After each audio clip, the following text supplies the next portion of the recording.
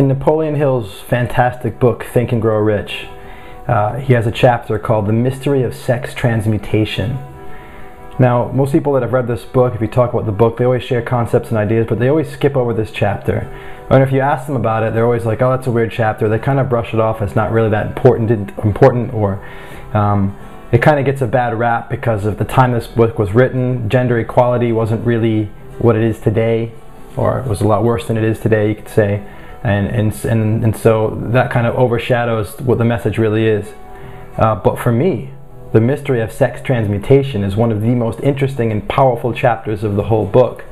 Now there's a couple big themes in it, and one of them, not the sex part so much, it's talking about using imagination as a source of genius. And that is the people who are truly genius and they create amazing achievements in this world, they are connected powerfully to their imagination. And he goes into that in this kind of latter part of the chapter, because in the beginning he's talking about how you can have a powerful imagination when you transmute sexual energy to feed that. Now, the part that's also interesting to me, which is the part people usually ignore or don't really get, I think, is this idea of transmuting sexual energy. Well, what does it mean to transmute? It's just to change, to transfer, it's to morph it from one thing into another. And so we usually think about sexual energy, sexual desire.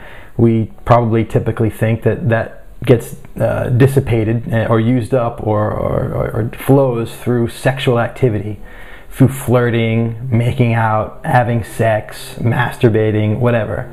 Is a way to, it comes from the groin and it goes out through the groin, and that's it, right? Or maybe it goes throughout the body, and like there's different types of physical ecstasy that can happen besides just groinal. Groinal, is that a word? But then you can transmute this energy into, and he talks about the first way you can transmute it is to an energy that can be used for health. And I was doing some reading about the sexuality, Taoist sexual practices, about how, withholding certain fluids in your body can have a benefit to your health and things like that, energetically, nutrient-wise. Maybe there's some truth to that. Also, I think there's probably some reality to letting energy be kept in your body, move it around different ways, and just as the way it makes you feel, the state it creates for you, the euphoria, with not just dissipating all the time. But the part that's really interesting to me, if you're still sticking with this, if you haven't gotten too weirded out yet, is the idea that you can transmute sexual desire into an energy that has you go out and do things in the world, besides having anything to do with sex or even physical interactions with people. And philosophically, my belief is that our desire to have sex is really the creative impulse within us. It's our desire to create, to procreate. I've talked about in other videos.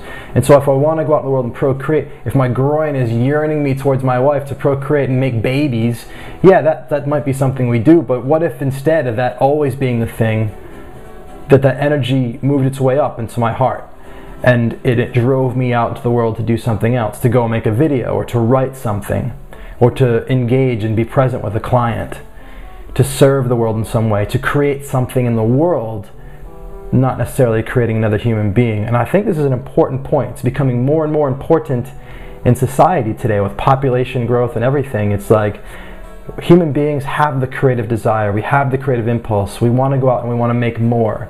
And forever it's been about genetic procreation, right? It's been about putting our genes on and making more human beings, people. But we're becoming more and more excited about having a memetic legacy instead of a genetic one. Memetic, memes, ideas, information, things we put out into the world, buildings, pictures, art, everything, a book, all that stuff is memetic. And so memes are things that we have within us too, our ideas are things, and by going out into the world and creating stuff based on our ideas, by arguing for a cause, by standing up for some political thing, by building an organization, by creating a service, that's you creating, and it's passing on your memes. And so when we have this sexual energy, it's physical, it's genital, and we dissipate that through drugs or alcohol or anything that just numbs us down and has us not feel, or just masturbating, just like getting it out. We just dissipate that energy and it doesn't get used for anything. But what about instead, if when you felt that energy, instead of having to just release it, what if you moved it up and you oriented it into something creative in your life? And it sounds kind of, I mean, this is weird. This is a weird video for me to make, and never mind for you to listen to. But I gotta be honest, if I don't jerk off, that day, I'm so much more creative, because I take that energy, instead of just blasting it all over the shower wall, it comes up inside me, and it becomes the energy that I put into everything else. If I stand in front of this camera, and I've already done that, it's flat. It's weird to talk about this. This is so messed up. But it's flat. I don't have the same creative energy that I do if I bring that energy that I had up into my spirit, and to let my spirit flow out into the world, because it's my creative impulse, it's my creative desire, it's inside me, and instead of dissipating it, I transmute it, and it becomes a creative impulse in the memetic world instead of the genetic one. Instead of wasting that, it's transmuted. And so all I can really explain as far as an internal experience is from a guy's perspective. So how do you do that? Well, as soon as you start to feel that desire, it's just your thinking. You notice your desire, and you can kind of feel whereabouts in your body you have that energy. And when you feel where that energy is, just decide, like, you know what? I'm gonna transmute that. I'm just gonna move that, and I'm gonna use it for something else. And I'm gonna go out and I'm gonna blast into the world my ideas, and I'm going to speak with aggressiveness for the causes that I believe in, and I'm going to go and I'm going to work hard because of this something that I really want right now. I'm entering the world. I'm entering the world, and I'm sharing what I have to share. And there's energy there. It's to be shared. And I think there's an art in learning how to transmute. And look, I'm not saying this, I'm an expert at this. I'm not like some tantra wizard or something. But I do know that there is the felt experience of letting there be an energy in one part of the body, moving it to another, and having it move you in a different way. I've talked about knowing things from your head, your heart, your gut, your groin. If you have energy that's welling up in the lower part of your body and you move to another part, it starts to express that part of you. If I moved it all the way up into my head, I could go out into the world with a lot of energy, creative energy from my head as well. Of course, you can do that. You can do it from anywhere. And I'm sure there's a similar experience for women. You know, women have just as much play in the art of procreation, just as much, a lot more to offer the world as far as procreation in a genetic sense than men do. And so there's got to be a similar internal experience for women. You have the creative desire, you have the creative impulse. There's got to be a way for you to move that feeling and that energy, that sexual desire, move it and let it be another part of you. Now, men and women going to have a masculine and feminine essence, a masculine and feminine experience of sexual desire, I'm sure, as well. But let's talk not to the woman, but to the feminine experience of desire. I can imagine that is the energy being moved up to the heart, and a willingness to open and to receive the memes of the world, to receive the ideas, to bring things in, to absorb stuff, and to let that integrate with what you have to offer and who you are. And then to shift into a more of a masculine. Now I'm not saying man, I'm saying masculine, where it's the sharing and the giving and the inserting into the world your ideas, your memes.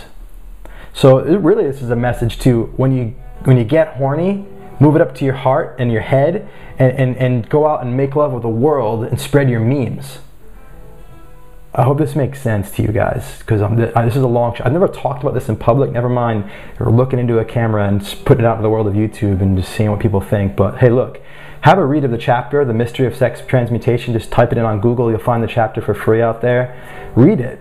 Just forget about the whole thing about how he's saying every man's got a strong woman behind him and a great woman and da-da. I mean, look at the physics of it, the dynamic, where there's a man who's got a great woman behind him and all of his genius is actually sourced in her powerful sexuality that keeps him inspired and sexually engaged, and he's a very sexualized man, but he transmutes that sexuality into spirit, into heart, into mind, and he goes out into the world and he creates things in the world memetically instead of genetically.